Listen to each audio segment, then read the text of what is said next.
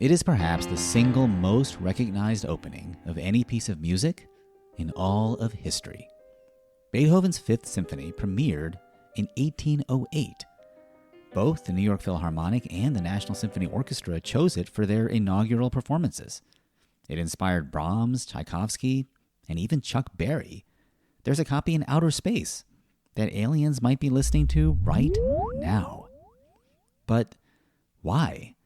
Why is Beethoven's Fifth so much more famous than his Fourth or his Sixth? Well, keep listening because we are talking all about it on today's show. We choose to go to the moon. Right now, you like me. Practice? We're talking about practice, man.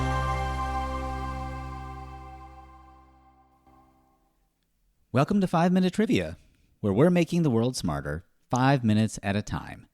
I'm your host, R.M. Zuberi.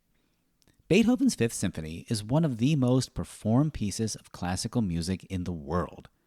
And that's not even counting the number of times it's been used as a ringtone.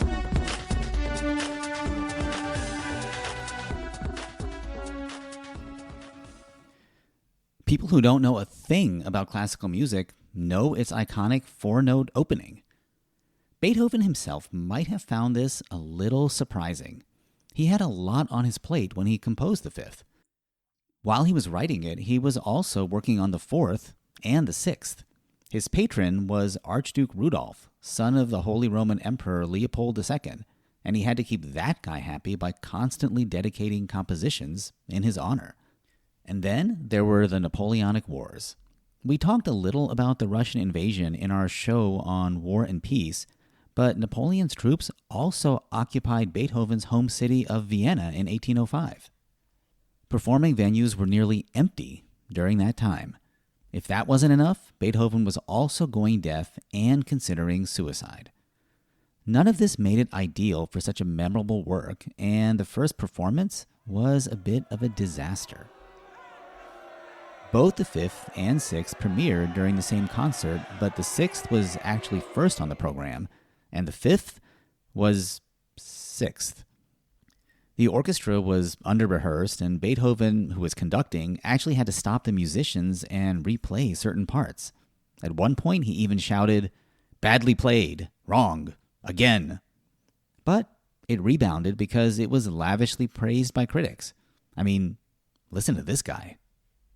How this wonderful composition, in a climax that climbs on and on, leads the listener imperiously forward into the spirit world of the infinite. No doubt the whole rushes like an ingenious rhapsody past many a man, but the soul of each thoughtful listener is assuredly stirred, deeply and intimately, by a feeling that is none other than that unutterable portentous longing. Those were the words of E.T.A. Hoffmann, who wrote the novella on which The Nutcracker was based. He was also a music critic.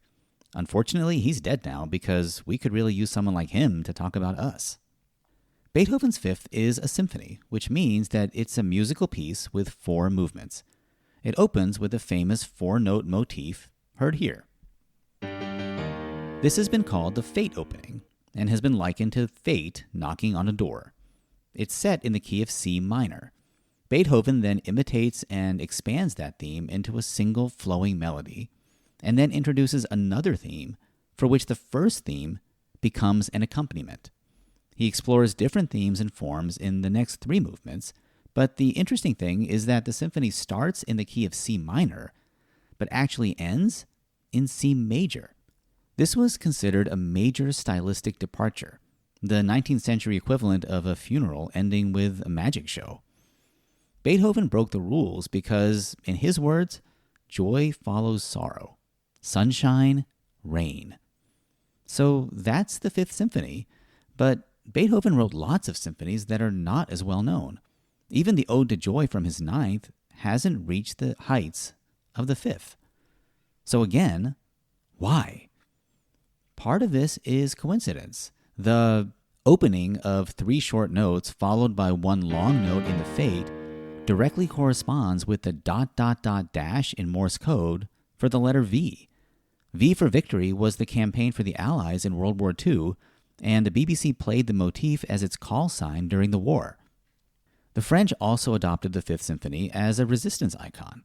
A modified version was played on French radio on June 1st, 1944, 5 days before D-Day, as a message to prepare for the invasion that would lead to the end of the war. When the Voyager space probe was launched, it included something called a golden record, which was a phonograph record that contained images, sounds, languages, and music from Earth. There's a message from UN Secretary General Kurt Waldheim, President Jimmy Carter, and a bunch of music, including Beethoven's Fifth. Voyager is in interstellar space now, so extraterrestrial beings could be listening to it right now on the turntable in their spaceship. If you're interested in the Fifth Symphony but don't care for classical music, you can always listen to the disco version, called A Fifth of Beethoven by Walter Murphy and the Big Apple Band. Don't care for disco? Chuck Berry has a rock version called Roll Over Beethoven. There's also dubstep and even funk versions of the Fifth. K-pop hasn't gotten to it yet, as far as we can tell, but probably just a matter of time. Beethoven's Fifth Symphony is one of the most influential and enduring pieces of music ever composed. It's over 200 years old and still going strong. If you haven't listened to it yet, there might still be time before the aliens get to it. That's our show this week. Join us next time, and thanks for listening.